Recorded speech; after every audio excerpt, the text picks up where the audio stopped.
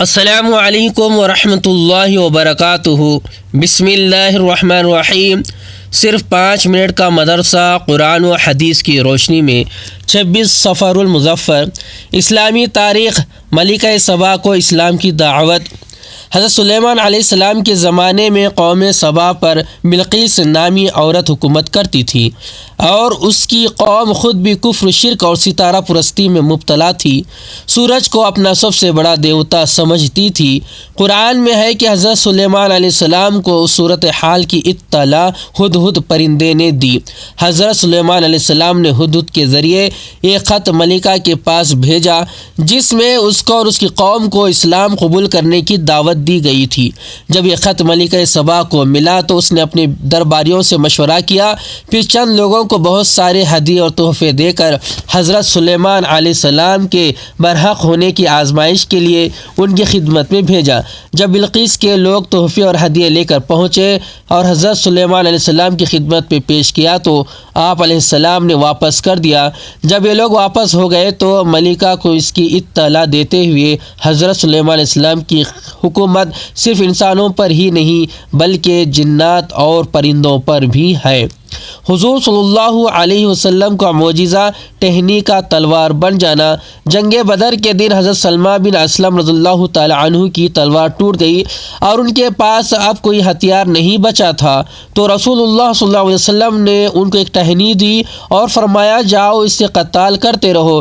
چنانچہ حضرت سلمہ رضی اللہ تعالی عنہ کے ہاتھ میں تلوار بن گئی۔ جب آپ کی شہادت ہوئی تو اس وقت بھی وہ آپ کے پاس تھی۔ ایک فرض کے بارے میں اولاد کو نماز کا حکم دینا۔ رسول اللہ صلی اللہ علیہ وسلم نے فرمایا تمہاری اولاد جب 7 برس کی ہو جائے تو نماز کی تاکید کرو اور جب وہ 10 برس کی ہوں تو نماز چھوڑنے پر ان کو مارو۔ ایک سنت کے بارے میں ہجرت کے وقت کی دعا۔ جب مجبوری کی وجہ سے کسی جگہ منتقل ہونا پڑے تو یہ دعا پڑھے، کیونکہ رسول اللہ صلی اللہ علیہ وسلم نے ہجرت کے وقت یہی دعا پڑھی تھی۔ رب ادخلنی مدخل صدق واخرجنی مخرج صدق واجعلنی من لدنک سلطانا نصیرا۔ اے میرے رب مجھ کو خوبی کے ساتھ پہنچائیے اور مجھ کو خوبی کے ساتھ لے جائیے اور مجھ کو اپنے پاس سے ایسا غلبہ دیجیے جس کے ساتھ نصرت ہو۔ ایک اہم عمل کی فضیلت لوگوں کو نفع پہنچانا۔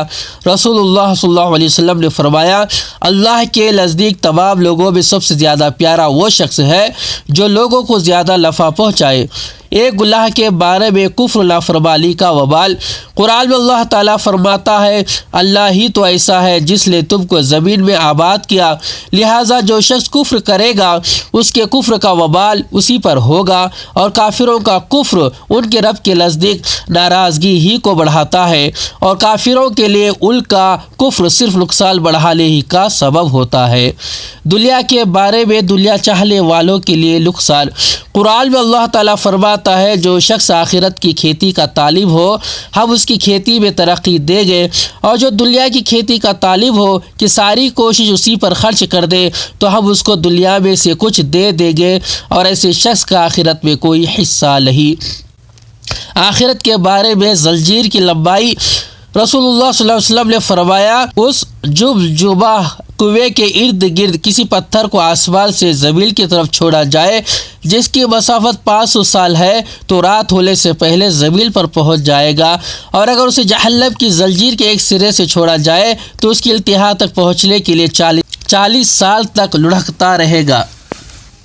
طب نبوی سے علاج۔ گوشت کے فوائد۔ رسول اللہ صلی اللہ علیہ وسلم نے فرمایا دنیا والوں اور جنتیوں کا سب سے عمدہ اور لذیذ کھانا گوشت ہے۔ فائدہ۔ حضرت علی رضی اللہ تعالیٰ عنہ نے فرمایا گوشت کھاؤ اس لیے کہ بدن کے رنگ کو نکھارتا ہے، پیٹ کو بڑھنے سے روکتا ہے اور اخلاق و عادات کو سنوارتا ہے۔ نبی صلی اللہ علیہ وسلم کی نصیحت۔ رسول اللہ صلی اللہ علیہ وسلم نے فرمایا نماز کے لیے جب آؤ تو دوڑ بھاگ کر نہ آؤ، سکون اور اطمینان کے ساتھ آؤ۔ اللہ تبارک تعالیٰ سے دعا ہے کہ اللہ تبارک تعالیٰ ان باتوں پر عمل کرنے والا بنائے اور ان باتوں کو یاد رکھنے والا بنائے۔ السلام علیکم ورحمۃ اللہ وبرکاتہ۔